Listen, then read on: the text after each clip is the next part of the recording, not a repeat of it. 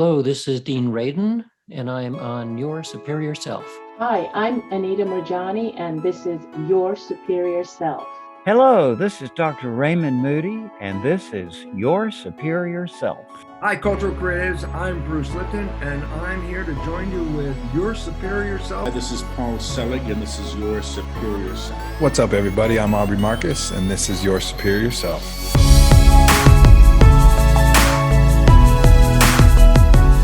Hi, everybody. This is Suzanne Spooner, and this is Your Superior Self. I am so delighted to have you on this show, Suzanne. Why don't you give everyone your credentials? What level 3 practitioner are you? So I am a level 3 practitioner of Quantum Healing Hypnosis Technique, and that was the hypnosis technique developed by the late, amazing Dolores Cannon. I've been doing this for 10 years now, and oh my gosh, I'm blessed. It's one of the best ways to show people that they hold all their answers within, they can heal themselves, take them on amazing, magical, mystical journeys through their soul's history, and find the answers to all their questions. It's a pretty good little gig. I'd say so. You used to be in real estate, right? I did, yeah. I've done a few different things. Yes, I did real estate that was my last great tap into being normal, I guess, and was a cosmetologist for 20 years. So I'm used to sitting around and talking to people, and it helps with this job because we do a lot of talking and helping them to find exactly what they need to in order to solve their life issues. Sure. Well, I feel like real estate has been really lucrative since the pandemic, right? Would you ever give this up to go back to that? Never. Matter of fact, I remember I had a really great real estate manager. I really just love him a lot. And I remember sitting down with him and saying, okay, I'm going to stop doing this and I'm going to do hypnosis. And he's like, what? You're like, no, you can't do that. That won't ever work. I'm like, well, I'm gonna give it a try. I'm gonna see how it goes, and never have looked back. I've never wanted to do anything else at all. This is the most amazing, empowering job to help people find their answers. Mm-hmm. Well, did you already have like something to fall back on, like clients, like a practice, or did you? I mean, what did that look like? That kind of is that is a leap of faith, right? Like that could be scary to do that. No, it wasn't though. I mean, I just felt like it was the right thing to do. No, I didn't, other than my own other spiritual work that I had been doing for a few years before I found Dolores, and that was teaching people how to channel. I call it the art of universal knowing, or the acronym is TAUK, so talk. So that was going for a while, and that was fine. That was, again, it was showing people that they have all the answers within them, which I just love. I think that's the best way to enlighten yourself. Mm-hmm. And so, no, I had already let go of the real estate and just dove headfirst into QHHT, and then had both kind of balls spinning at the same time. And that's how it's been for the last 10 years. Wow. Fascinating. Your husband, I think he's an engineer, right? Yes. So he's very left brain, very analytical. He is an enigma. I love him with all my heart. I can't quite, to this day, put my finger on exactly what he is, how far he can go with this. He doesn't seem overly interested in what I do, but he's incredibly supportive of it. And when I least expect it, he'll throw something out that just like totally resonates with what I do. And I'll be like, who told you to say that? So I think he's kind of a closet woo-woo guy. But that's fascinating. Because it's interesting, right? Because people who are into past life regressions, you call everyone else normal, right? But I feel like you guys are in on the secret. Like I feel like you guys are in on the truth. We're just kind of asleep. I think it's like this. I feel, for all the information that I've accumulated over 10 years of sessions and work in the field of channeling all this time, I feel like I know very little. I think I'm always learning. And so for every client that comes in that has a session, I learn so much from them. And I'm so grateful to have that opportunity and expand my own sense of knowing and awareness.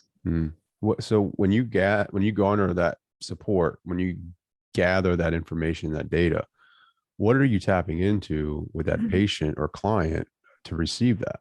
Yeah, so it would be a client because we're not medical, but it's unique to every single client. The client doesn't know where they're going to go or what information is going to come through when they come in. I don't either. We can have some ideas, but it's generally not that. So what happens is they will, well, let me back up and tell you kind of how we really begin.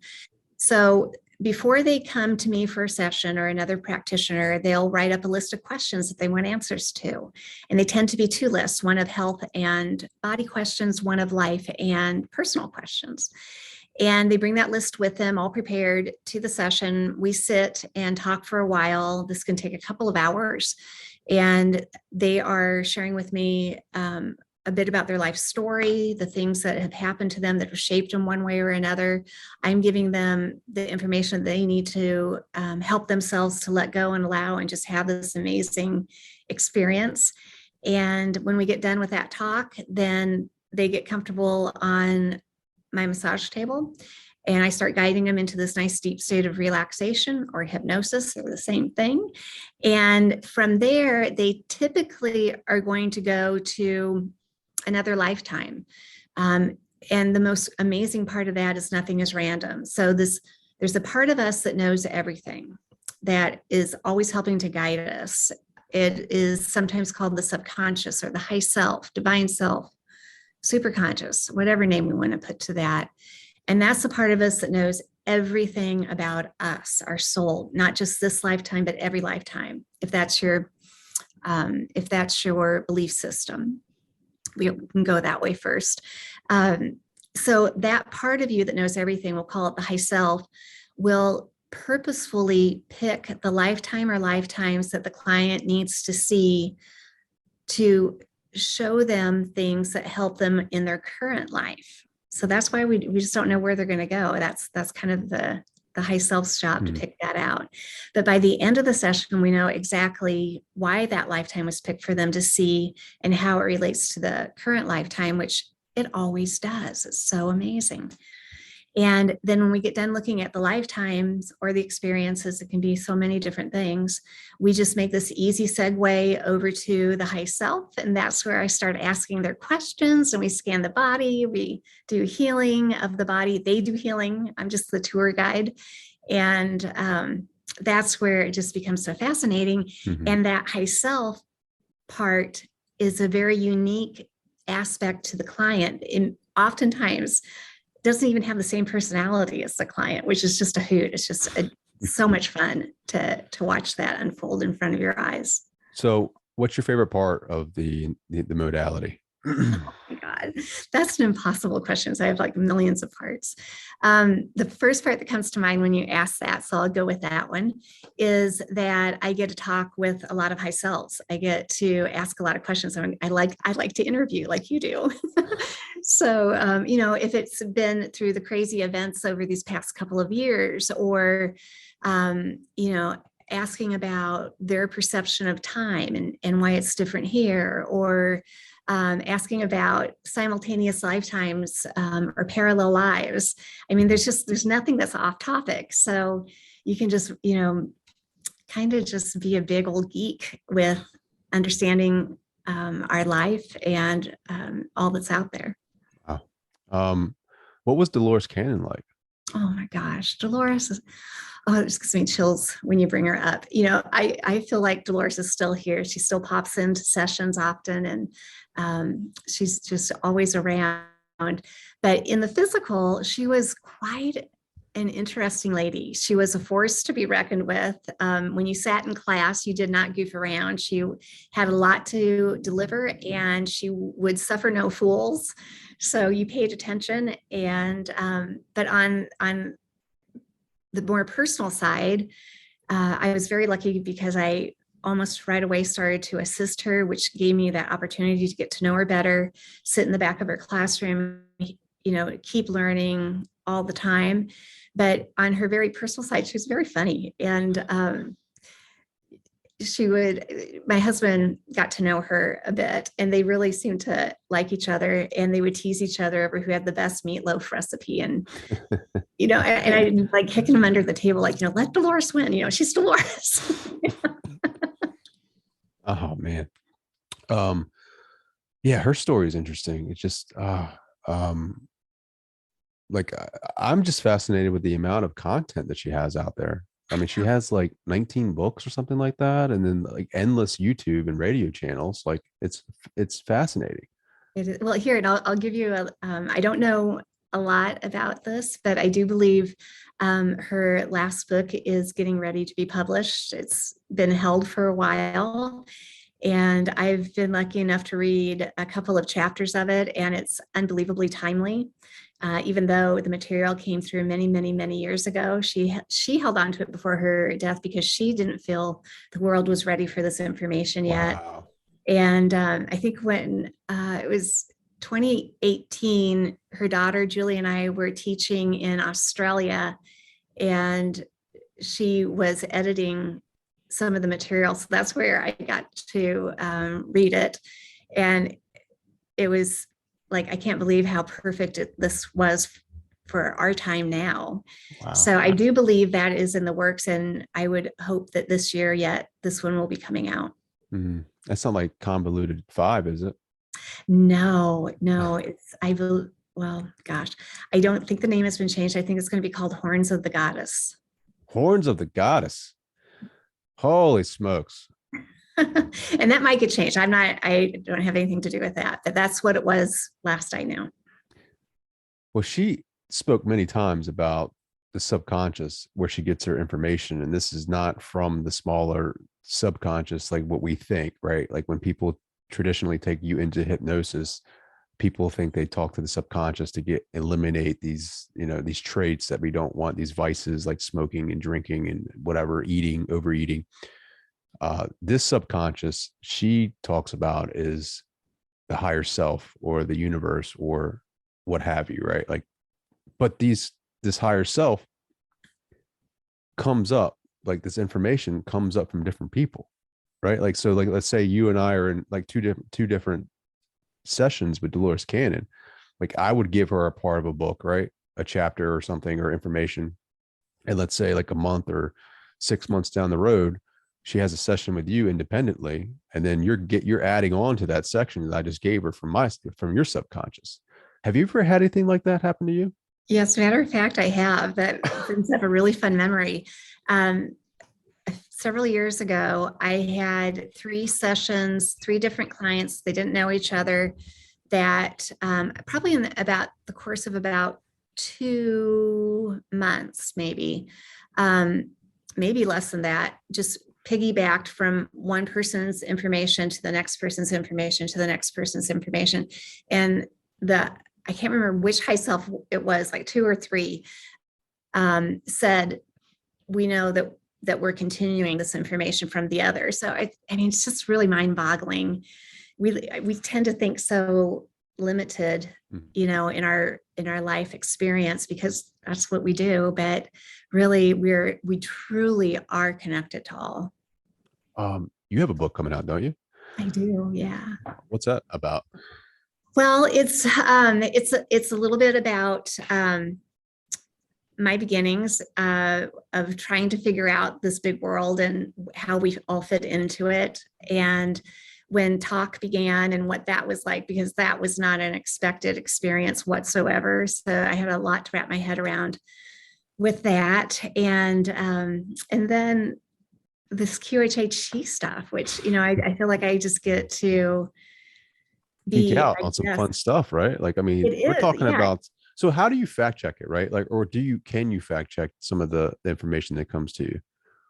It's sometimes you can. I mean, it's a wonky thing, that's fact checking, right? Because who's the fact checker? right? Yeah. And, Dolores loved to say, you're going to go back in time with these sessions and you're going to hear history different than what you've learned it. Because maybe you're getting it from the perspective of the person that was building the pyramid, or maybe you'll get a completely different story in history. And she loved to say that history is usually written by the winners, so it's skewed. Yeah. Right. And so this book, so I'll tell you kind of a funny story about the title of this book. The title is The Greatness Incubator, which is a really funny thing, because I was getting a reading, this wonderful psychic. I was on the phone with her. She was really jamming it out. She was very connected and very good. And she says, she's talking about this book I'd be writing. And I'm like, yeah, I got a lot of material, but I don't know about writing a book. And she says, they're telling me it's like the greatness incubator. And I'm like, oh, that's interesting. I wonder what that is. And then I got to thinking about it. I'm like, well, yeah, we're all greatness incubators. I mean, we all have it within us. We have all answers and all knowing within us. And I guess we're incubating it until we learn how to tap into it, which is all great and fine. But then I walked out to my mailbox at home, and there's like a big fat catalog in there. I'm like, okay, that's weird. But, and I pull it out, and it's a Uline catalog. And I'm like, Uline? Like, I don't know what Uline is. I mean, they're containers and boxes and things like that. And I'm like, what? And I look at the address because I'm thinking, well, it must be one of my neighbors, and the mailman put it in the wrong box. And it's addressed to the Greatness Incubator. What? And my address. Now, I've got a picture. I'll send it to you. I still have the catalog. And I'm like, what? The Greatness Incubator is, I think it's something like the manager of the Greatness Incubator or something like that. And I'm like, that's so weird. That is amazing. I know. So It's I've always giving me held it. goosebumps just listening to that. I know it. So I think, I think my purpose is to show people that they have this greatness within them. I think you're a great interviewer, though. Like, I listened to some of your sessions. Thank you. Yes, the people that are having the experience of past life regression can be great describers of a scene, right? But it takes a great interviewer to pull that information out. And I feel like you do that. Like, I was listening to one of your YouTubes of the one that you sent me, right? Like, of the young lady who had some fantastic lives, right? I think she was a queen or something like that. But her descriptions, right? Like, you're leading her down that road of like describing and painting that picture, which, I mean, you have to be very, very in touch with the moment, right? Like, you have to guide them along the way. Like, you're not doing it for them. Like, that's tough, right? Like, all right. Because sometimes they give you short answers sometimes, and now you got to pry, Yeah, we called it the pulling teeth session, but hopefully we don't get a lot of that. But the trick of it, I think, if there's a trick, is just asking very open-ended questions, because you want them to tell their story through their eyes, not your story through their eyes. And so, the best questions are tell me more and what happens next. And, but, it is a fun, kind of flying by the seat of your pants situation, because you don't know where they're going to go. You don't know what information they're going to throw at you. And you want to help them dive as deep as possible into their consciousness to gather as much information as they can, because we're recording it for them. And we want them to be able, I tell them, like, we're going to create the ultimate golden onion, and the more you can tell me, the better questions that I can ask, and the more layers of information we're going to get onto that recording for you to unpack later. Sure. So what has been the, because excuse me, you talk about healing there too, right? Have you ever seen like miracle healing take place in your sessions? Oh, it's so normal. It's so normal. It's so normal. And let me explain to you why it's so normal. What Dolores found is that we are, our bodies are messengers. And so when we have something that's out of alignment, we're not on the right course, we need to make changes.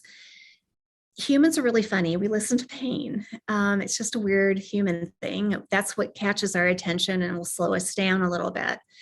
And what she discovered is the body speaks a very literal language. And so when you can understand the message and make the connection of what needs to change, the symptom just leaves, because that's the symptom's job, is to deliver the message. Once the message is delivered, if we can make that change, there's no reason to hang on to it. And I don't care if it is a wonky knee, if it's stage 4 cancer, anything is possible. I've had clients that are in hospice that have healed themselves.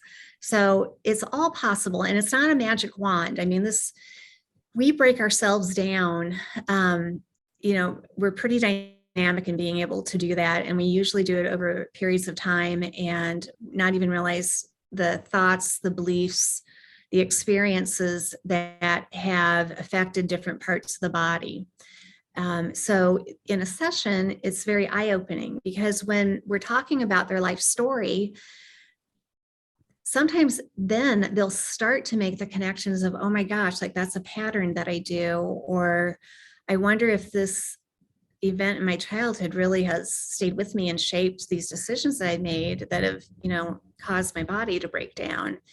And then when we get into the session, in the most unexpected ways, it all comes back up. But that high self just knows how to guide each client in the way that they can receive the information. And when we get to the part of the healing, that's so fun, because what they're doing is they're telling themselves, it's not me doing any healing, it's not me answering any questions, it is all them. They tell themselves why they created their issue, because we all create our own stuff. We're not victims. We all do it ourselves. We just have to buck up and accept that. And then we created it. All we are is energy in these dense, unique forms. So in energy, we can heal it. We learn, or we find out what they learned from that situation, because we all learn from our issues. Watching the healing happening is sometimes very just simple and blasé, and yeah, it's done. And sometimes it's very detailed and amazing. Oh my gosh. And most importantly, what we find out for them is what needs to change after the session to help them maintain healing, because the symptoms are the messages. And if their old thoughts, beliefs, and experiences are what created the issue, if they leave the session, don't listen to the recording, and just go back to their old ways of thinking, doing, and being, then the neutral body goes, oh, we're not done with that experience, and it'll recreate the health issue. Mm-hmm. But if they can take what they've given themselves in this session and say, yep, that's what I used to do, and that's how I got here. And now I've told myself this is what needs to change, and I'm going to make those changes. Then the neutral body goes, oh, okay, we're done with all that old stuff. Now we're going to do this, and it's going to be so much better. And that's how they maintain the healing. And so the recording is really important for that, because it's kind of reprogramming their brain from those old ways of thinking to the new. Sure. Oh, and that's what level 3. Well, I guess there's 3 levels, and I guess you can do that on level 1, right? Like you can have these healings. Level 1s I love. They give the best sessions. The level 3 is just, it's a lot more experience, which is nice, as well. But I tell you what, we have, we call them level 1 interns. They're just beginning, and we want them to do at least 20 practice sessions for free or goodwill offerings, because the gift to them is the payment is having the experience. And those level 1 interns can give Dolores Cannon level sessions. Let me ask you this, right? So you have to do the intern, and you have to give away or do 20 free sessions, right? Right. And and it has to be in person, right? Because QHHT isn't done in person. I feel like if I'm the student and I'm looking around at my circle of friends and family, which it's a very small circle, by the way, I'm thinking to myself, I am surrounded by skeptics. Is this going to work? That's the first thing that pops in my mind, is like, can I do this? yes, you can do this. And it's not that hard. You have to kind of change your way of thinking a little bit and, stretch out a little bit. So sometimes family and friends are really great to work with, and sometimes they're the hardest ones, or, they're just doing it because they're trying to help you out, and they can still have really mind-blowing sessions. You never know. But, when I was first starting out, I liked working more with like friends of friends, because we didn't have that personal connection, and they would tend to open up more and easier, and they weren't as guarded.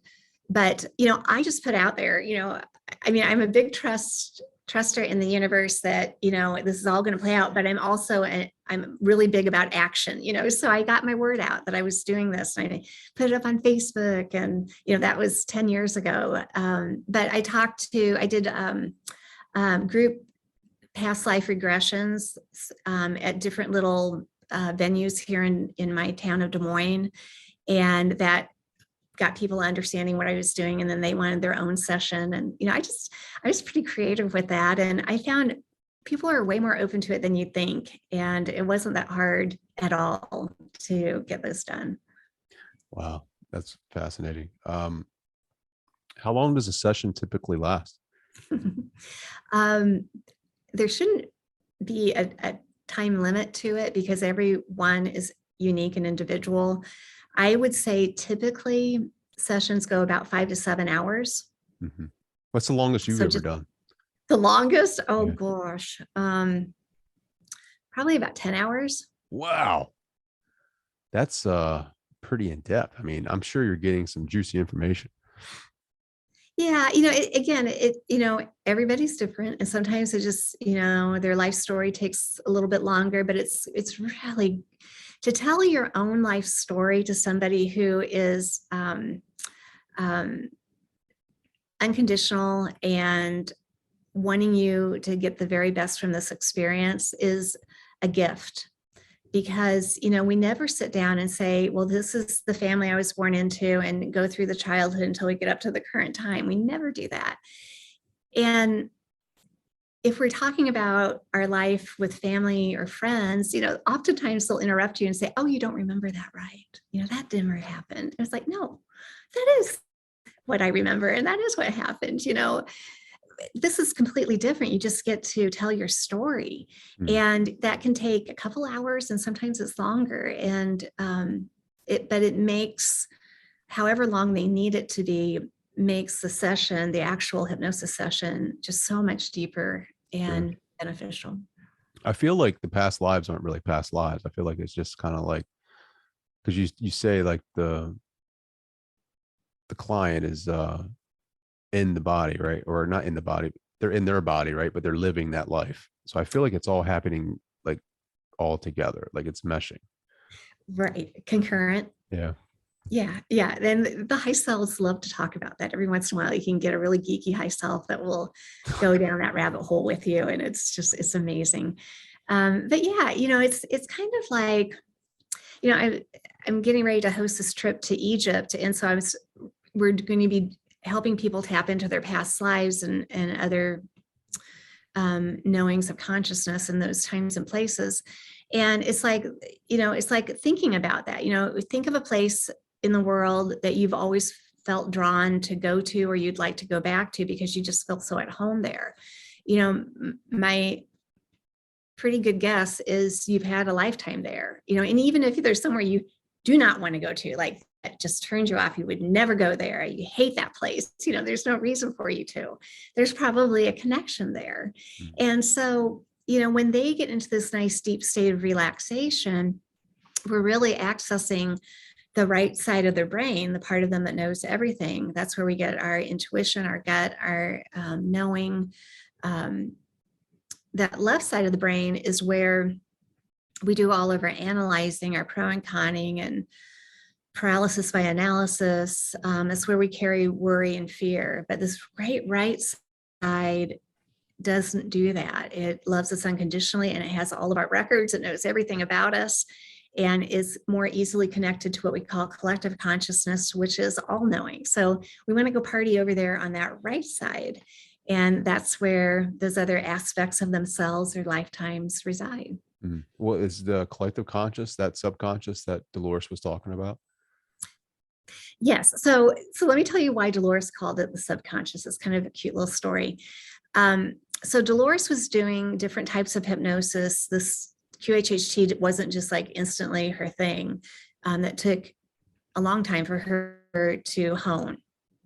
So she was doing past life regression, and during one of these sessions, this information started coming through, and they actually started scanning her body, and she says she could feel the scan going down her body physically. And the client was speaking kind of in a robotic voice, which can happen. And they said, you are the one, you are the one, you are the one we will be giving information to. And that's how it began. And so she didn't know what she was talking to. And in her mind, she called it the subconscious because it was information below the surface that we usually tap into. Now, we would get doctors and psychologists and psychiatrists in the classes, and they would want to, argue with her that is not the definition of the subconscious. And she'd say, that's my definition of the subconscious. I can just see it now, like a psychologist going toe to toe with Dolores Cannon. And I've seen some of her interviews, and she's not afraid to be like, turn the phone off, turn your cell phone off. Like, she's done it. Like, I've listened to her. She's just like,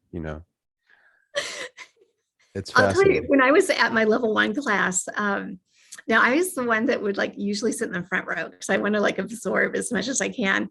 But for some reason with Dolores, I just thought, I don't know about this all. And I sat in the second row.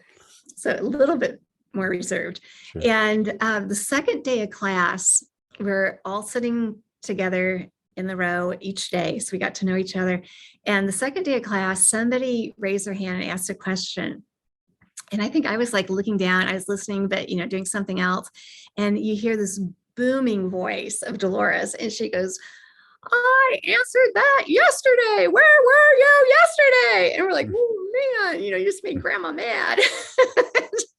And from that moment on, for the rest of the week, if one of us in our row had a question to ask, we would take a poll down the row. Did she answer this yet? Did she answer this yet? Because nobody wanted to be that one.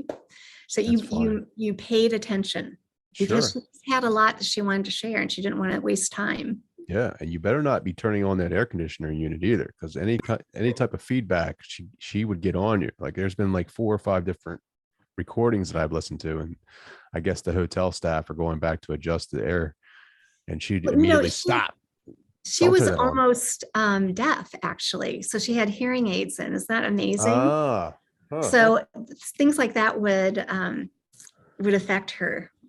Wow, I didn't know that. She really read lips. It's just amazing.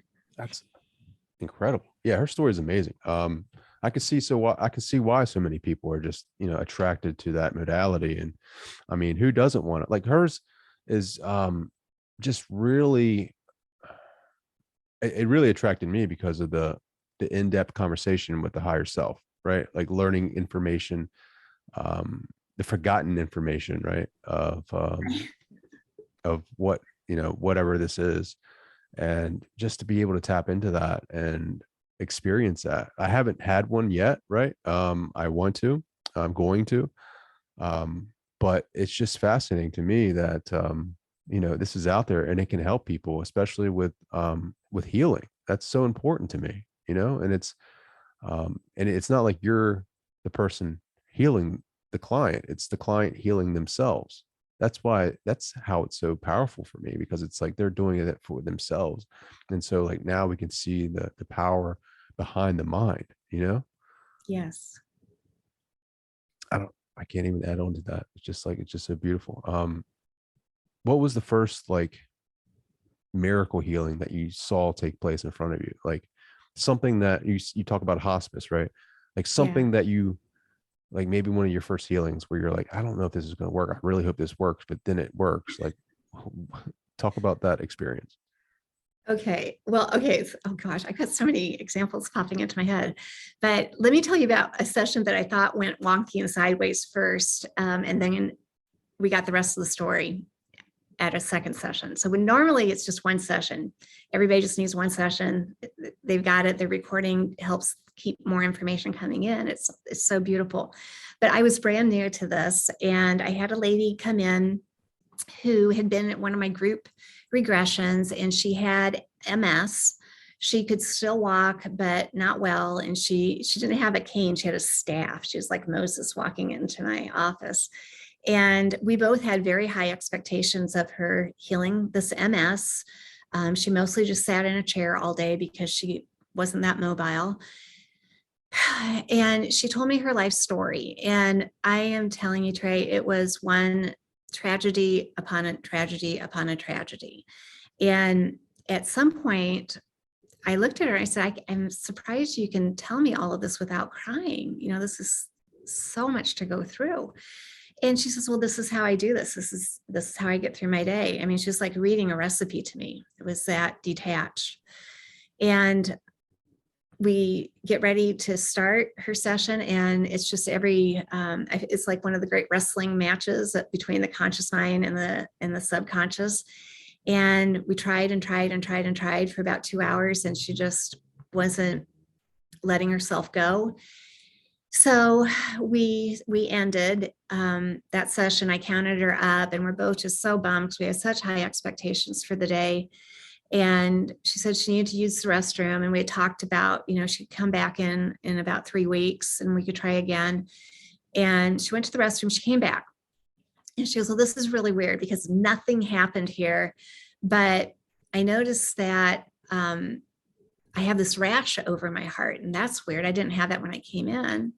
And I said, well, that's interesting. You know, I think a rash would be indicative of, you know, all the pain that you've gone through, and maybe that's just coming to the surface, and I don't know, but we'll find out next time. And she goes, well, the other weird thing is my back feels better, and that's weird because my back always hurts. And I said, well, let's, you know, be grateful for that, and we'll figure it out when you come back in. So off she went. She came back 3 weeks, and she goes, okay, this is so weird. She says, I really know nothing happened at that first session, but when I woke up the next morning, I was pain-free. And she says, I haven't been pain-free in decades. I tried to give credit to anything but that session because nothing happened, but that's the only thing I did different.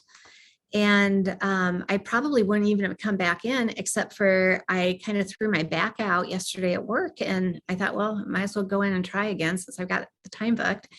And I'm like, okay, I don't know. That's really interesting. So where she had fought it so hard the first time, the second time she goes in like Flynn, and she has this beautiful reunion with her teenage son who had been murdered.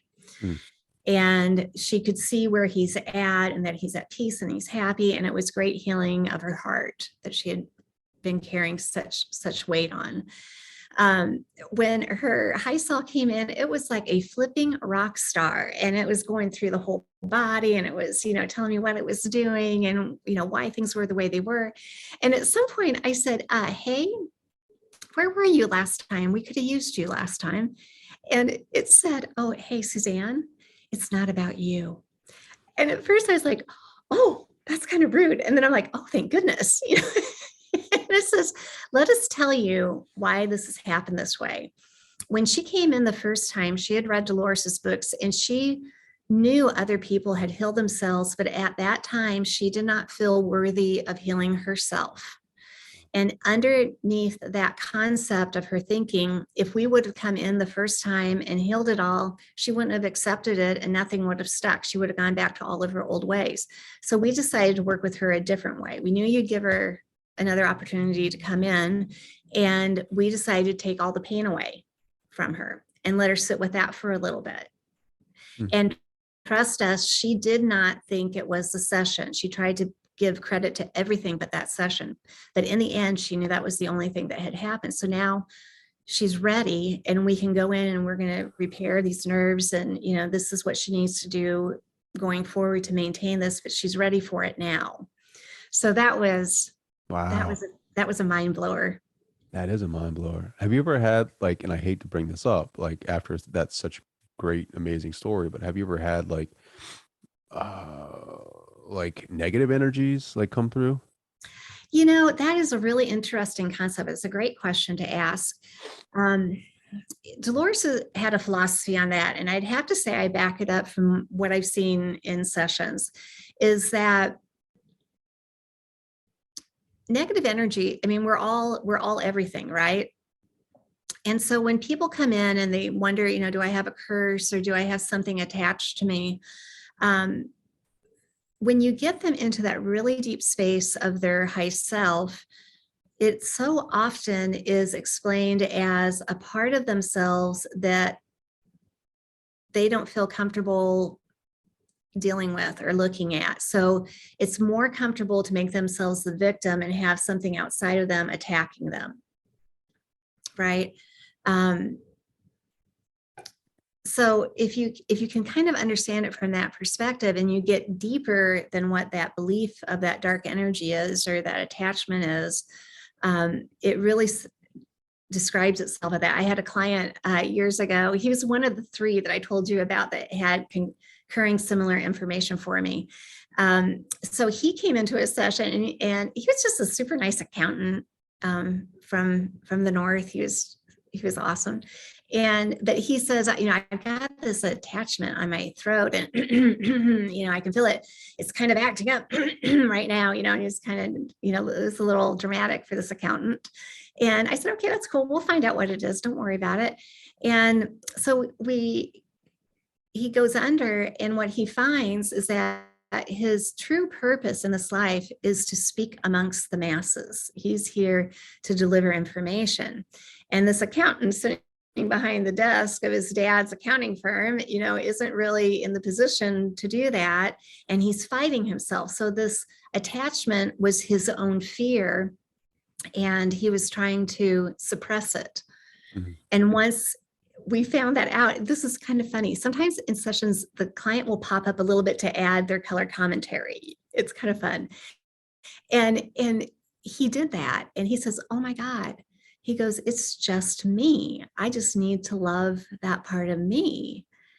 And then he went back in, and the high self came back in again. And, it's this beautiful self-realization about that. So that would be a typical response to that. Is he out speaking to the masses now? I don't know. I hope so. He's so lovely. It's me. I was the accountant. Yes. Speaking to the I masses. hope he has a podcast somewhere. Have you ever taken someone back to the original source, to God? Oh, yeah, I have. Yeah. I mean, I don't take them back. They take themselves there. Sure. And then I just ask the questions, but well, I guess, yeah. Have you ever experienced that? Yes. And what's that like? It is the bomb, that's it's like the bomb. It is, because they're like, they're like all at one, and they usually get very emotional because they feel like they're home. That I had one just this week that was like that. And that's such a beautiful place to experience. And, you can ask all sorts of questions about, what it's like to be there, and how they can remember what it's like now that they've visited it again. I usually go into interview mode with Source, and, about all this stuff going on, what do you think about it from your perspective? We can get some really interesting information. So is this before? So if you take them back to the beginning, right? Or I shouldn't say that. If they take themselves back to the beginning, is that when Source separated itself into individuated units of consciousness? Yes, and it's all happening at once. So it's all happening now. It's all happening now. And I think we go back and forth. I think especially in our dream times, we're doing many different things. And we have to kind of not think in a linear fashion with this work. It helps explain it a little bit better. Although, linear is fine too. Sure. What kind of messages does the Source have, like when you're asking these questions? You are loved. We're all one. There's nothing to worry about. Everything's okay. you know, it's truly the don't sweat the small stuff. It's all small stuff. But it doesn't seem like small stuff, does it? I mean, we're No, here. it depends on our perspective, right? I mean, we can get really whipped up into fear, and so this is what's so cool about these times. Oh my gosh, I don't want to take too much time telling you this whole story, but so in this work that I've done with QHHT, it's been a very interesting observation of where humanity is at in evolution, right? With our connections to that we know everything, or that everything is fearful and we have to be scared. So in 10 years ago and earlier in this work, it was very common for people to have what we called amnesia experience. They didn't remember their sessions. They didn't know what was going on during the session. They just kind of checked out, went down the hall around the corner and sat down for a while. It's how it kind of appeared. And then about 10 years ago, which is when I started, the clients started acting just a little bit differently. They were still going to these amazing other lifetimes. They were still answering all their questions, doing all their healing. All of that staying consistent over all these decades in time.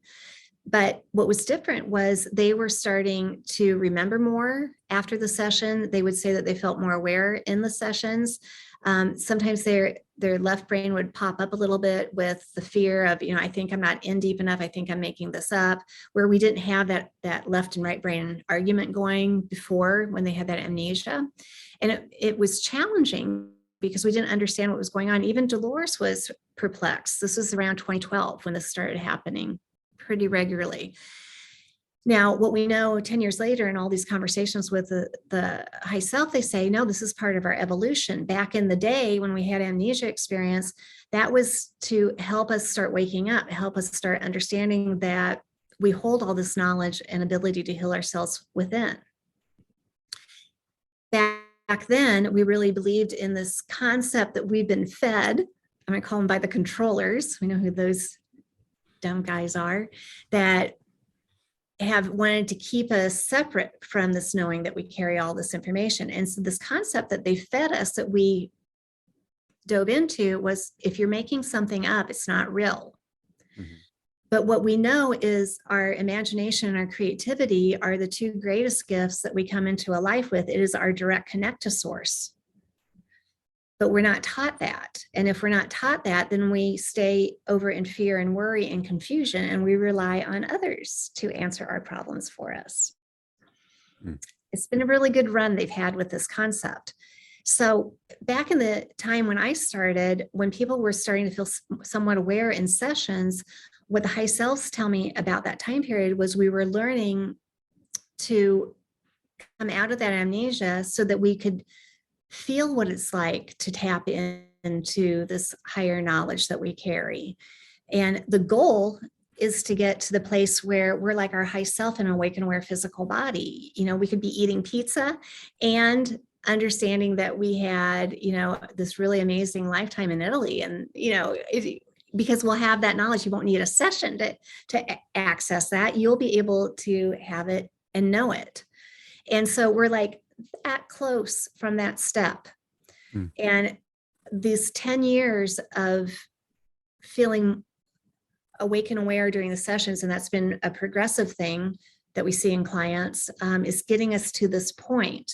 And the beautiful part of where we're at with this is I'm seeing clients, I'm hearing from clients after sessions now, not all the time, but frequently, that they're able to tap into that high self. And if they have a problem, they just quiet their mind down, take a few breaths, ask, what do I need to do about this? And that knowledge or that voice, or that awareness is known and trusted because they've had the session and they have the recording and they're in that vibration and frequency.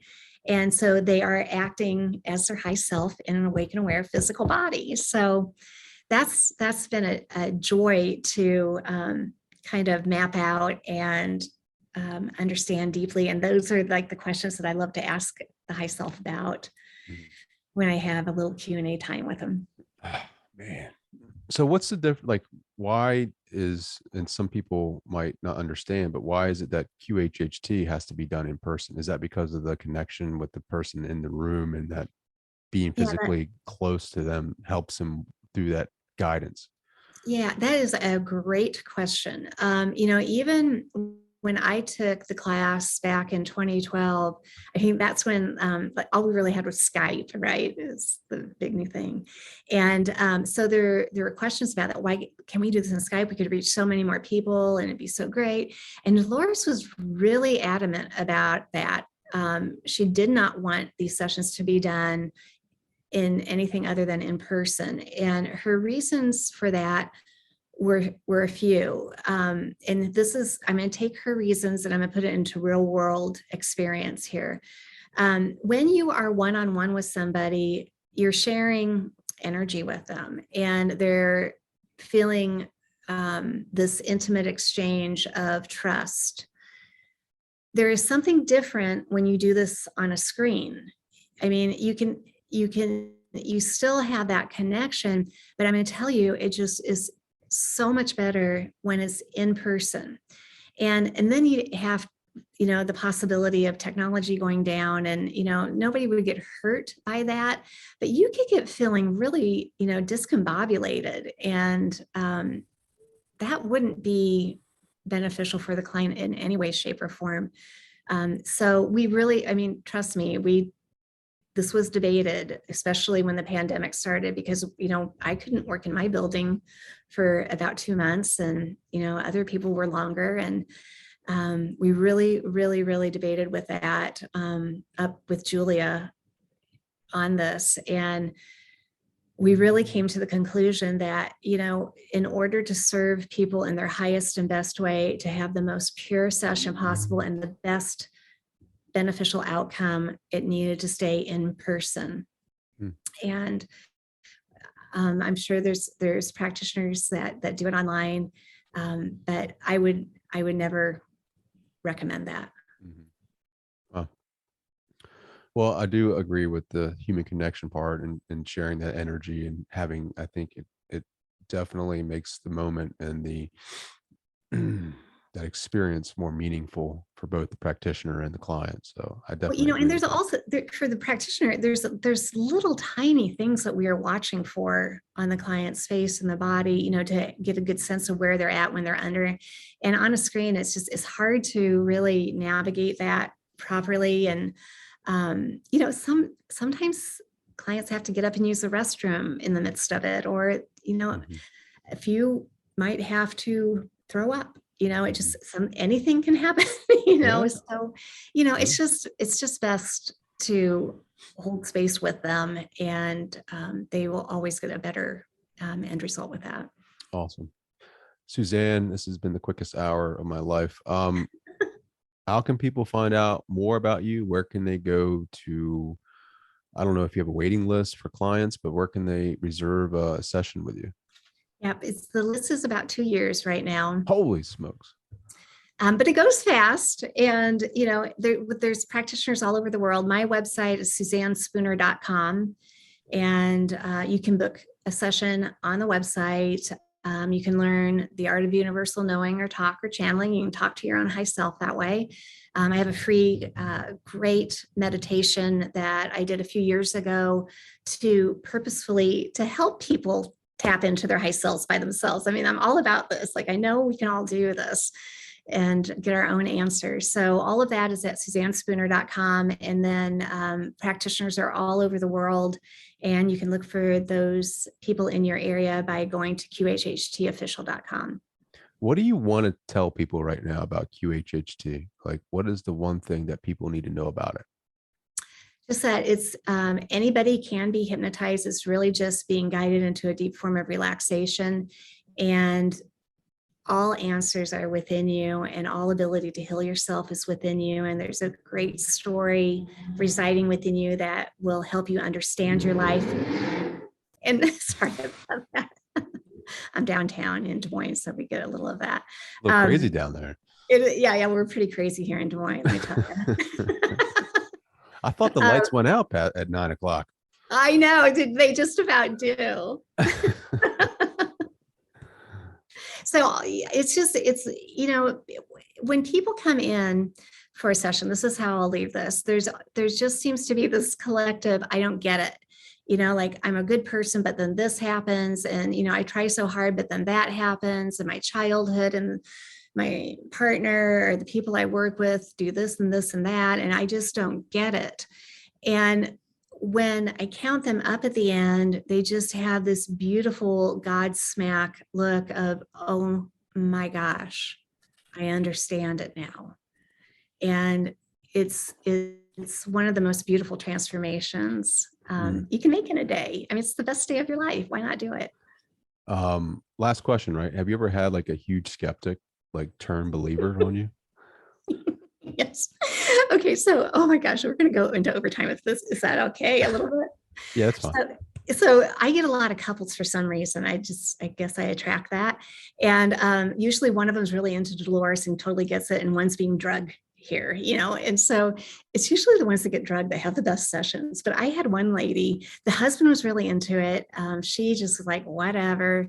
And so I'm trying to explain this to her, because she's not into any of this stuff. So I'm just trying to change how I deliver this information. I'm just getting this look of lost on her face. And I finally said, do you understand what I'm saying? Are you okay with this? And she goes, well, I just want you to know that I think it's all BS. And I said, okay, well, thanks for your honesty. And, do you want to keep doing this? 'Cause we don't have to do this. This is totally up to you. And she's like, no, he'll be really mad at me if I don't do it. So let's just get this over with. And I'm like, okay, let's do this. And so we start on her session and it's a little bit of a tug of war between the left and the right side.